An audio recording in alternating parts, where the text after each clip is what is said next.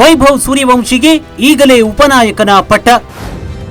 Baby boss ವಿಚಾರದಲ್ಲಿ ಯಾಕಿಷ್ಟು ಆತುರದ ನಿರ್ಧಾರ? ಅತಿಯಾದ ವೇಗ ಅಪಘಾತಕ್ಕೆ ಕಾರಣ, ಬಿಸಿಸಿಐಗೆ ಅರ್ಥವಾಗ್ತಿಲ್ಲ ಯಾಕೆ? 12ನೇ ವರ್ಷಕ್ಕೆ ರಣಜಿ ಕ್ರಿಕೆಟ್ಗೆ ಪದಾರ್ಪಣೆ, 14ನೇ ವರ್ಷಕ್ಕೆ ಅಂಡರ್-19 ವಿಶ್ವಕಪ್ಗೆ ಎಂಟ್ರಿ, 14ನೇ ವರ್ಷಕ್ಕೆ ಐಪಿಎಲ್ನಲ್ಲಿ ಕಣಕ್ಕಿಳಿದು 15ನೇ ವರ್ಷಕ್ಕೆ ಅಂತಾರಾಷ್ಟ್ರೀಯ ಕ್ರಿಕೆಟ್ಗೆ ಡೆಬ್ಯೂ ಮಾಡಿರುವ ವೈಭವ್ ಸೂರ್ಯವಂಶಿ ಅಪ್ರತಿಮ ಪ್ರತಿಭೆ ಅನ್ನೋದ್ರಲ್ಲಿ ಎರಡು ಮಾತಿಲ್ಲ. ಕ್ರಿಕೆಟ್ನ ಅಂಕಿ ಅಂಶಗಳನ್ನ ಫಾಲೋ ಮಾಡೋರಿಗೆ ವೈಭವ್ ಚಿನ್ನದ ಮೊಟ್ಟೆ ಇಡುವ ಕೋಳಿ ಅನ್ನೋದು ಗೊತ್ತಾಗಿರುತ್ತೆ. ಯಾಕಂದ್ರೆ ವೈಭವ್ ಪ್ರತಿದಿನ ಚರಿತ್ರೆಯ ಹೊಸ ಪುಟಗಳನ್ನ ತಿರುವಿ ಹಾಕುತ್ತಿದ್ದಾನೆ. ಹೀಗಿರುವಾಗಲೇ ವೈಭವ್ ವಿಚಾರದಲ್ಲಿ ತೆಗೆದುಕೊಂಡ ಆ ಆತುರದ ನಿರ್ಧಾರ ಪರಕ್ಕಿಂತ ವಿರೋಧದ ಚರ್ಚೆಗೆ ಕಾರಣವಾಗಿದೆ. ಹೌದು, ಇತ್ತೀಚೆಗಷ್ಟೇ ದುಲೀಪ್ ಟ್ರೋಫಿಗೆ ಪೂರ್ವ ವಲಯ ತಂಡವನ್ನ ಆಯ್ಕೆ ಮಾಡಲಾಗಿದೆ. ಆಯ್ಕೆದಾರರು 15 ವರ್ಷದ ವೈಭವ್ ಸೂರ್ಯವಂಶಿಯನ್ನ ಇಶಾನ್ ಕಿಶನ್ ನಾಯಕತ್ವದ ತಂಡಕ್ಕೆ ಉಪನಾಯಕನನ್ನಾಗಿ ನೇಮಿಸಿದ್ದಾರೆ. ಆಯ್ಕೆ ಸಮಿತಿ ಸದಸ್ಯರಲ್ಲೊಬ್ಬರಾದ ಪ್ರವಂಜನ್ ಮಲಿಕ್ ವೈಭವ್ಗೆ ಉಪನಾಯಕನ ಜವಾಬ್ದಾರಿ ನೀಡುವುದರಿಂದ ಪ್ರಬುದ್ಧತೆ ಬರಲಿದೆ, ಮುಂದೆ ಟೀಂ ಇಂಡಿಯಾ ನಾಯಕನಾಗಲು ನೆರವಾಗುತ್ತದೆ ಎಂದಿದ್ದಾರೆ. ಆದರೆ ಇದೇ ಆತುರದ ನಿರ್ಧಾರ ಈಗ ವಿರೋಧದ ಚರ್ಚೆಗೆ ಕಾರಣವಾಗಿರೋದು. ಯಾಕಂದ್ರೆ ಇಷ್ಟೊಂದು ವೇಗ ವೈಭವ್ಗೂ ಒಳ್ಳೆಯದಲ್ಲ, ಅವರ ಕ್ರಿಕೆಟ್ ಬದುಕಿಗೂ ಒಳ್ಳೆಯದಲ್ಲ. ಅದೇಗೆ ಅನ್ನೋದನ್ನ ತೋರಿಸ್ತೀವಿ ನೋಡಿ.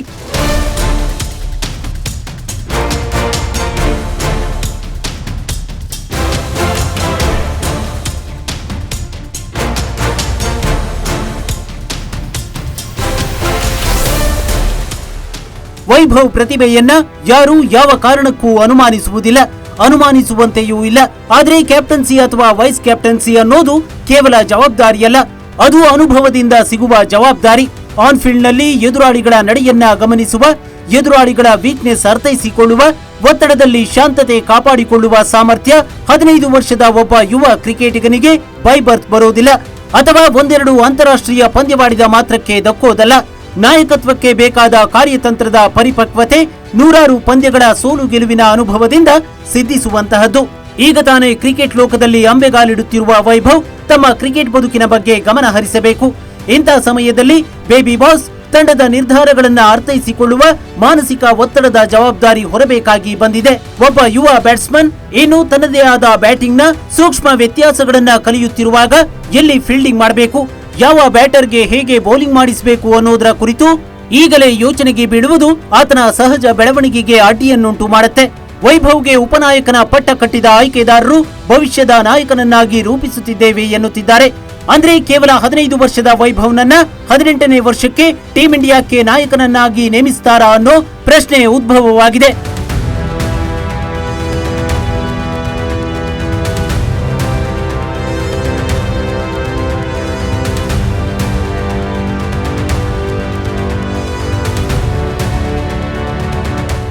ಸದ್ಯ ವಯಸ್ಸಿಗೆ ಅನುಗುಣವಾಗಿ ವೈಭವ್ಗೆ ಮುಕ್ತವಾಗಿ ಮತ್ತು ತನ್ನದೇ ಆದ ವೇಗದಲ್ಲಿ ಆಟವಾಡೋಕೆ ಅವಕಾಶ ನೀಡಬೇಕು. ಅದು ಬಿಟ್ಟು ಈಗಲೇ ಕ್ಯಾಪ್ಟನ್ಸಿ, ಬ್ರ್ಯಾಂಡಿಂಗ್, ಇತರೆ ಕಮರ್ಷಿಯಲ್ ಪರಿಕಲ್ಪನೆಗಳನ್ನ ಅವನ ತಲೆಯಲ್ಲಿ ತುಂಬಿದ್ರೆ ಪಂದ್ಯದ ಒತ್ತಡ, ಪಂದ್ಯದ ತಂತ್ರಗಾರಿಕೆಯಂತಹ ವಿಷಯಗಳನ್ನ ಹೇಗೆ ಕಲಿಯೋಕೆ ಸಾಧ್ಯ? ಭವಿಷ್ಯದ ಸಚಿನ್ ನನ್ನ ಪತ್ತೆ ಹಚ್ಚುವಲ್ಲಿ ಬಿಸಿಸಿಐ ಸಕ್ಸಸ್ ಆಗಿದೆ ನಿಜ, ಆದರೆ ಆ ಸಚಿನ್ ನನ್ನ ಹೇಗೆ ದಿಗ್ಗಜನನ್ನಾಗಿ ರೂಪಿಸಬೇಕು ಅನ್ನೋ ವಿಚಾರದಲ್ಲಿ ಎಡವಿದಂತಿದೆ. ಯಾಕಂದ್ರೆ ಬಿಸಿಸಿಐ ಈಗಲೇ ಸೂರ್ಯವಂಶಿಯನ್ನ ಬ್ರ್ಯಾಂಡಿಂಗ್ ಮಾಡಲು ಹೊರಟಂತಿದೆ. God of cricket Sachin Tendulkar ಕೂಡ ತಮ್ಮ 16ನೇ ವಯಸ್ಸಿಗೆ ಅಂತಾರಾಷ್ಟ್ರೀಯ ಕ್ರಿಕೆಟ್ಗೆ ಪದಾರ್ಪಣೆ ಮಾಡಿದ್ರು. ಆದ್ರೆ ಆರಂಭದಲ್ಲೇ ಸಚಿನ್ ಮೇಲೆ ನಾಯಕತ್ವದ ಒತ್ತಡ ಬೀಳಲಿಲ್ಲ. ತೆಂಡೂಲ್ಕರ್ ಹಿರಿಯರ ಮಾರ್ಗದರ್ಶನದಲ್ಲಿ ಆಟವಾಡಿದ್ರು. ತಮ್ಮ ಆಟವನ್ನ ಪರಿಪಕ್ವಗೊಳಿಸಿಕೊಳ್ಳುವ ಮೂಲಕ ಮುಕ್ತವಾಗಿ ಕಲಿಯಲು ಸ್ವಾತಂತ್ರ್ಯ ನೀಡಲಾಯಿತು. ಇದೇ ಕಾರಣಕ್ಕೆ ಸಚಿನ್ ಕ್ರಿಕೆಟ್ ದೇವರೆನಿಸಿಕೊಂಡ್ರು. ವೈಭವ್ಗೂ ಇದೇ ಅವಕಾಶ ಕಲ್ಪಿಸಿಕೊಡಬೇಕಿತ್ತು. ವೈಭವ್ ಉತ್ತಮ ಆಟಗಾರನಾಗಿ ಪ್ರಬುದ್ಧತೆ ಹೆಚ್ಚಿಸಿಕೊಳ್ಳಲು ಬಿಡಬೇಕಿತ್ತು.